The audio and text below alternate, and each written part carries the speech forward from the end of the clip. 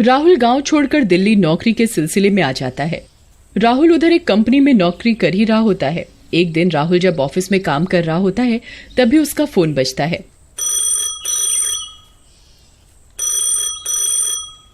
Hello, कौन? Phone से आवाज आती है, सर मैं आशी बात कर रही हूँ, क इंडस्ट्रीज से। ये सुनकर राहुल बहुत खुश हो जाता है। हाँ मैडम, बोलिए। राहुल, हमारे यहाँ पर एक वैकेंसी है जो मुझे लगता है आपके लिए बहुत अच्छी रहेगी और आपकी प्रोफाइल से मैच करती हुई ही है। जी मैडम, बताइए। ये वैकेंसी मुंबई में है, आपको मुंबई शिफ्ट होना पड़ेगा। ठीक है मैडम। देखते ही देखते राहुल उस नई कंपनी का इंटरव्यू क्लियर कर देता है और मुंबई चला जाता है। राहुल को थोड़े दिन के लिए उसकी कंपनी वाले होटल देते हैं, पर कुछ ही दिनों में राहुल को एक घर में शिफ्ट होना था। देखते ही देखते राहुल को एक अपार्टमेंट में एक रूम मिल जाता है जो खाली होता है। राहुल उधर अपना सारा सामान शिफ्ट करके बैठा ही होता है कि तभी उसका फोन बज जाता है। वो अपनी स्क्रीन पर देखता है तो उसकी माँ का फोन आ रहा होता है। हेलो माँ। हेलो बेटा। माँ, मैं शिफ्ट हो गया हूँ नए अपार्टमेंट में। इतनी जल्दी? अभी 2 दिन पहले तो तुम कमरा ही देख रहे थे। वो हुआ यूं माँ, यहाँ पर इस कमरे के मालिक को जल्दी जाना था विदेश, इसलिए उन्होंने मुझे ये कमरा जल्दी दे दिया। क्या ये वही कमरा है जो तुम 2 दिन पहले देख कर आए थे? जी माँ। ये सुनकर राहुल की माँ बहुत डर जाती है। अरे बेटा, वो जगह ठीक नहीं है, उस जगह भूतों का वास है। अरे माँ, ये आपको किसने बोला? तेरे चाचा का बेटा है ना मोनू, मैंने उससे बात की थी और जगह बताई थी। उसने बताया कि वो जगह ठीक नहीं है, उधर आए दिन कुछ न कुछ घटना होती रहती है। राहुल अपनी माँ को तसल्ली देता हुआ। अरे माँ, ऐसा कुछ नहीं है, मैंने यहाँ जांच पड़ताल कर ली है, यहाँ ऐसा कुछ नहीं है। पर मुझे मोनू ने बताया कि वो सोसाइटी भूतिया है। ओफो माँ, आप ये बेफजूल की बातों में मत आओ। हाँ, मैंने अपने कमरे के ऊपर वाले कमरे को भूतिया सुना नहीं, पर मेरा कमरा ठीक है। बेटा, ये बुरी शक्तियों का प्रभाव आसपास की जगह पर भी छोड़ती है। क्या उस कमरे से दूर कोई कमरा नहीं मिला तुम्हें? माँ, आपको तो पता ही है, मुंबई में किराए का कमरा, वो भी ढंग का, बहुत मुश्किल और महंगा है। इस सोसाइटी में और भी कमरे थे पर उनके मालिक अभी किराए पर देना नहीं चाहते थे। वहीं मेरे कमरे का मालिक विदेश जा रहा था, इसलिए उसने मुझे कमरा किराए पर और सस्ता दे दिया। काफी शांत इलाका है और यह मेरे कमरे के लिए अच्छा है। ठीक है बेटा, पर जल्दी से जल्दी पूजा करवा लेना, इससे सारी बला दूर रहेंगी। अपना ध्यान रखना बेटा। ये बोलकर माँ ने फोन काट दिया। राहुल ने भी फोन रख दिया और सो गया। राहुल एक इंटीरियर डिजाइनर था और अपना बहुत सा ऑफिस का काम घर से ही किया करता था। अकेले शांति भरी जगह पर उसे नए नए आइडिया आते। बिना किसी बाधा के वो अपना काम किया करता। मुंबई में ऐसी जगह ढूंढना बहुत मुश्किल था। वो जहाँ रहता था वहाँ पर शांति थी। फिर वहाँ कुछ ही दिन में मुंबई मेट्रो का काम चालू हो गया, जिसके कारण उधर बहुत शोर रहता। एक दिन राहुल अपने रूम में बैठा होता है, तभी वो देखता है कि उसका लैपटॉप खुद ब खुद चल रहा होता है।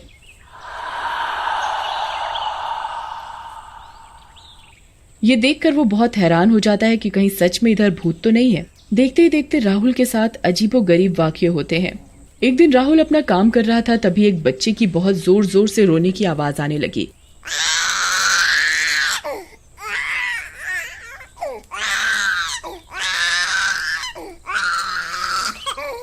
जैसे कि बच्चा उस कमरे के बाहर ही रो रहा हो। राहुल बाहर जाकर देखता है पर उधर कुछ नहीं होता और आवाज एकदम से बंद हो जाती है। राहुल जैसे ही गेट बंद करता है वैसे ही आवाज आनी शुरू हो जाती है।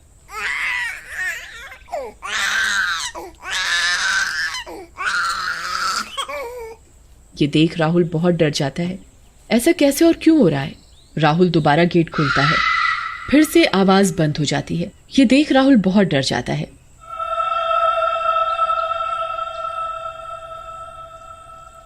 एक दिन राहुल अपने घर पर काम वाली रखने की सोचता है। वो अगले दिन अपने पड़ोसी शर्मा जी का दरवाजा खटखटाता है। वो गेट खोलते हैं। शर्मा जी बहुत अजीब से दिख रहे होते हैं। उनकी आंखें चढ़ी हुई, बिल्कुल लाल और नाखून भी एकदम लंबे। कौन हो भैया? जी, मैं आपके साथ वाले कमरे में नया शिफ्ट हुआ हूँ। जी हाँ, बोलिए। मुझे यहाँ काम वाली का पता करना है। आपकी काम वाली किस समय आती है? मैं उससे एक बार बात कर लूंगा जब वो आएगी। जब वो आएगी तो मैं बता दूंगा। ये देख राहुल बहुत अचंभित होता है। राहुल खुद से बात करते हुए, ऐसे कैसे पड़ोसी हैं ये? ऐसे तो कोई मुंह पर दरवाजा बंद नहीं करता।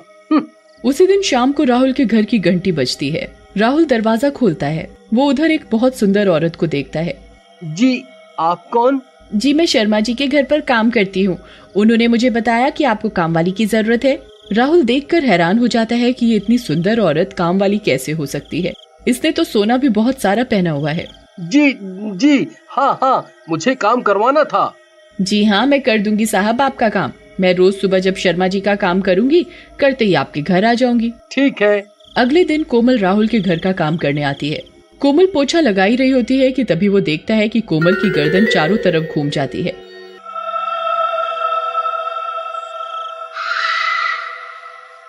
ये देखकर राहुल बहुत डर जाता है। वो अंदर ही अंदर सोचने लगता है, ये कोमल अंदर ही अंदर ऐसे कैसे कर सकती है। आए दिन राहुल के साथ कोमल को लेकर अजीबोगरीब वाकये होने लगे। एक दिन कोमल झाड़ू लगा रही होती है, तभी राहुल देखता है कि कोमल का हाथ बिल्कुल लंबा हो गया है और उसने पूरा हाथ बेड के नीचे झाड़ू के चक्कर में डाल दिया है। अरे ये क्या कर रही हो तुम कोमल? ये क्या हो रहा है तुम्हारे हाथ को? कोमल का हाथ एकदम ठीक हो जाता है। क्या हुआ साहब? मैं तो बिल्कुल ठीक हूँ। कहीं आप सपने तो नहीं देखने लग गए? कोमल ये बोलती है और जोर जोर से हंसने लग जाती है। राहुल सोच में पड़ जाता है कि उसके साथ ऐसी अजीब हरकतें क्यों हो रही हैं। वो सोचता है कि वो कल से रोज सुबह उठकर पूजा करेगा। अगले दिन राहुल सुबह उठता है, तभी उसके घर की घंटी बजती है। राहुल दरवाजा खोलता है। अरे कोमल, आज तुम इतनी जल्दी कैसे आ गई? आज शर्मा जी के यहाँ काम करने नहीं गई क्या? अरे साहब, मैंने सोचा कि आज आपके घर का काम कर दूं पहले। ठीक है, तुम काम करो, इतने में मैं नहा लेता हूँ। राहुल नहाकर पूजा करने लगता है। ये देखकर कोमल बहुत जोर जोर से चिल्लाने लग जाती है।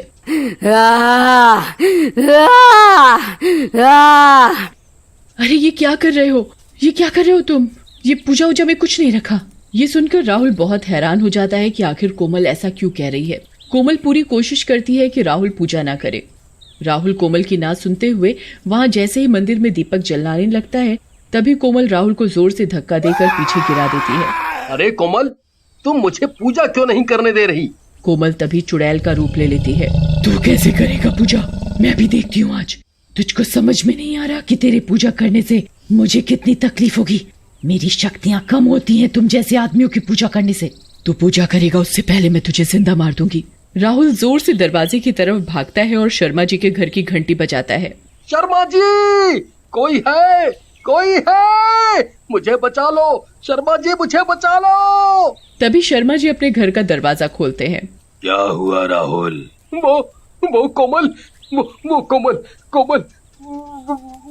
वो कोमल। क्या हुआ कोमल को? वो चुड़ैल है, वो चुड़ैल है। राहुल ये बात बोलता है, इतने में ही शर्मा जी अपने भूतों के अवतार में आ जाते हैं। हाँ, कोमल भूत है।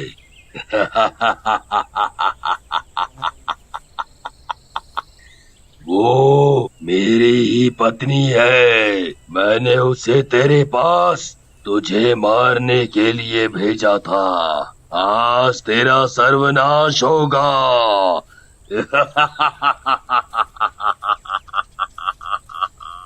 ये देख राहुल और भी डर जाता है। उसे बस एक ही उपाय समझ में आता है कि वो कैसे भी करके अपने कमरे में जाए और मंदिर का दीपक जलाए। राहुल फिर से अपने कमरे की तरफ भागता है। उसके पीछे कोमल और शर्मा जी भी उसका पीछा करते हैं। राहुल अपने कमरे में जाने के साथ ही अपने मंदिर का दीपक जला देता है और हनुमान चालीसा पढ़ने लगता है।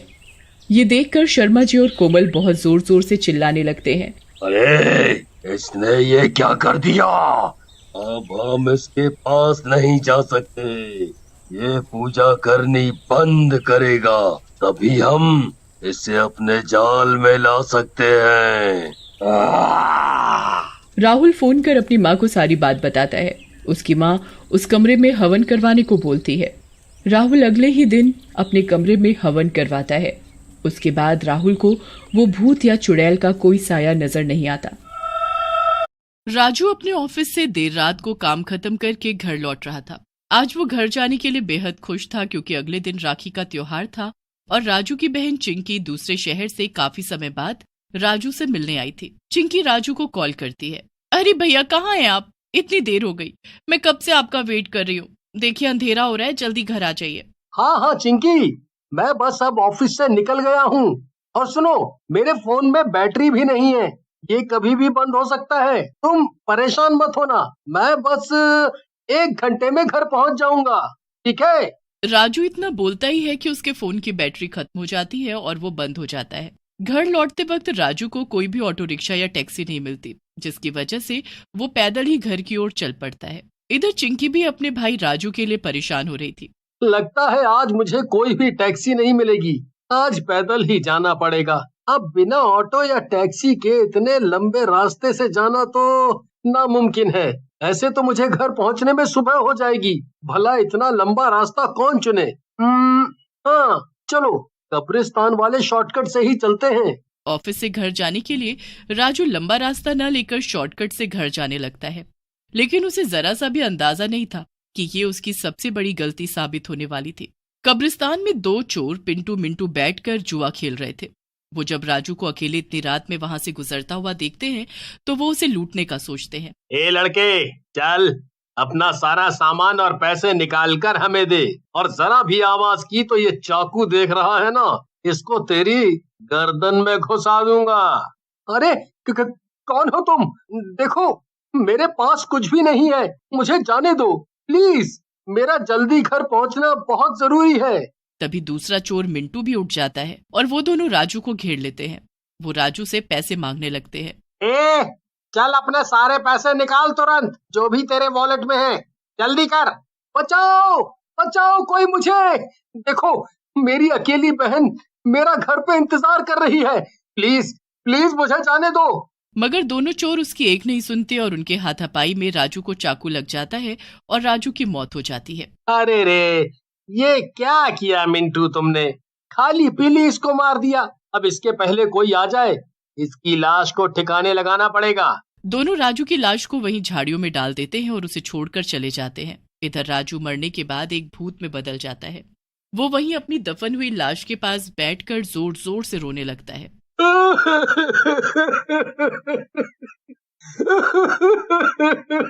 अरे ये सब क्या हो गया?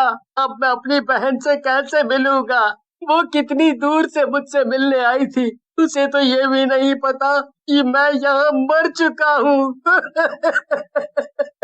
इस तरह से राजू की आत्मा वहीं उसी कब्रिस्तान में इधर उधर भटकने लगती है। जब भी कोई कब्रिस्तान के पास से गुजरता, राजू मदद की गुहार लगाता, पर हर कोई राजू की डरावनी आवाज सुनकर डर जाता। एक आदमी कब्रिस्तान के पास से नशे की हालत में गुजर रहा था।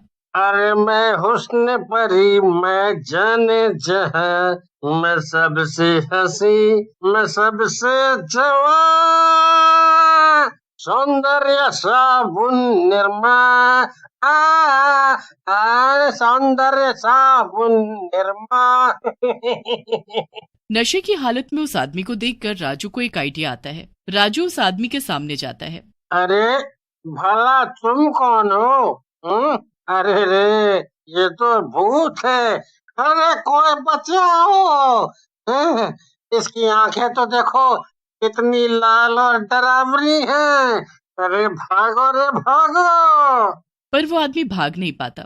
राजू उस आदमी के शरीर के अंदर घुस जाता है और अपने घर की तरफ जाने। राजू अपने घर का दरवाजा खटखटाता है, पर कोई गेट नहीं खुलता। उसे अंदर से अजीब सी आवाजें आती हैं, इसलिए राजू खिड़की से घर के अंदर देखने की कोशिश करता है। खिड़की से राजू को जो दिखाई देता है, उसके बाद उसके पैरों तले जैसे जमीन ही खिसक जाती है। राजू देखता है कि उसके घर में वही दोनों चोर बैठे हुए थे जिन्होंने उसे मारा था, और अब वो चिंकी को बंदी बनाए हुए थे। उन्होंने चिंकी को बांध कर रखा था और वो सब घर को लूट रहे थे।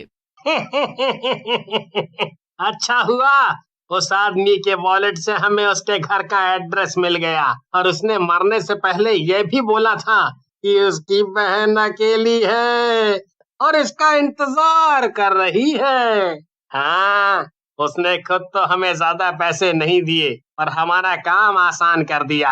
अब देखो आज हमें कितना फायदा हो गया, आज तो हम माला माल होने वाले हैं। पिंटू और मिंटू दोनों हंसने लगते हैं और सारे कीमती सामान को अपने झोले में डालने लगते हैं। उधर चिंकी का राजू के मरने की खबर सुनकर बुरा हाल था। वो रोती ही जा रही थी। ये सब कुछ खिड़की से देखकर उस नशेड़ी आदमी के अंदर घुस चुकी आत्मा को बहुत गुस्सा आता है। वो जाकर दरवाजा तोड़ देता है और कमरे के अंदर पहुंच जाता है। अरे तू कौन है और तू अंदर कैसे आया भला? ए मिंटू, इसको भी बांध दे, और अगर ये ज्यादा होशियारी दिखाए तो इसके अंदर चाकू घुसा देना। अरे पिंटू, जरा इस आदमी की आंखें तो देख, कितनी लाल है। ऐसा लग रहा है इसने बहुत पी रखी है। ओए, कौन है रे तू? चाल भाग यहाँ से, वरना अभी ऊपर का टिकट काट दूंगा तेरा। तभी राजू को गुस्सा आ जाता है और अपनी शक्तियों की मदद से वो मिंटू और पिंटू को हवा में उड़ाने लगता है और जमीन पर पटक देता है। अरे बचाओ, भूत भूत, ये तो कोई भूत है। अरे कोई बचाओ। अरे हमें क्यों मार रहा है रे भूत? भला हमने तेरा क्या बिगाड़ा है? क्या बिगाड़ा है?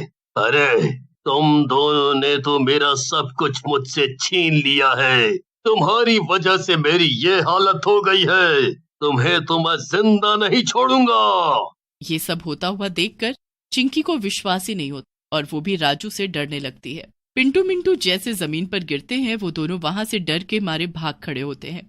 अब उस कमरे में सिर्फ राजू और उसकी बहन ही थी। अरे कौन हो तुम? प्लीज प्लीज मुझे जाने दो, प्लीज मुझे छोड़ दो। देखो मैंने कुछ भी गलत नहीं किया है, प्लीज मुझे कुछ मत करना। अरे चिंकी, ये मैं हूँ, तुम्हारा भाई। मैं इस आदमी के शरीर के अंदर घुसा हुआ हूँ। उन चोरों ने मुझे मार दिया और कब्रिस्तान में दफना दिया। मेरी आत्मा को शांति नहीं मिली क्योंकि मेरी आखिरी इच्छा अधूरी थी। ये सुनकर चिंकी के पैरों तले जमीन खिसक जाती है और वो बहुत रोती है और फिर अपने भाई को गले लगा लेती है। ये सब क्या हो गया भैया? मुझे बताइए कि आपकी आखिरी इच्छा क्या थी? मैं उसे जरूर पूरा करूंगी भैया। चिंकी, 12 बज चुके हैं और आज राखी का त्योहार है। मेरी आखिरी इच्छा यही थी। तुम मुझे मेरे हाथों पर अपनी राखी बांधो चिंकी, और उससे मेरी आत्मा को शांति मिल जाएगी। ठीक है भैया, मैं जरूर आपकी आखिरी इच्छा पूरी करूंगी। चिंकी राजू के साथ अपनी राखी लेकर उसी कब्रिस्तान तक जाती है जहां पर चोरों ने राजू को मारकर छोड़ दिया था। चिंकी राजू की लाश के हाथ पर राखी बांध देती है और राजू की आत्मा चिंकी से कहती है, चिंकी, माफ करना मुझे, अब जाना होगा। तुम्हारा रक्षा बंधन का मेरा आखिरी गिफ्ट तुम्हारी टेबल की ड्रॉअर में रखा हुआ है। मुझे उम्मीद है कि तुम्हें वो अच्छा लगेगा। ये बोलकर राजू की आत्मा को शांति मिल जाती है और वो गायब हो जाता है। चिंकी वापस घर जाती है और अपने टेबल की ड्रॉअर में देखती है। उसमें एक छोटा सा गिफ्ट रखा था जिसके अंदर एक नई कार की चाबी थी जो पिंकी को हमेशा से चाहिए थी। चिंकी को वो कार देखकर बहुत रोना आता है और अपने भाई की बहुत याद भी आती है, पर चिंकी बहुत हिम्मत करके एक नई जिंदगी शुरू करती है।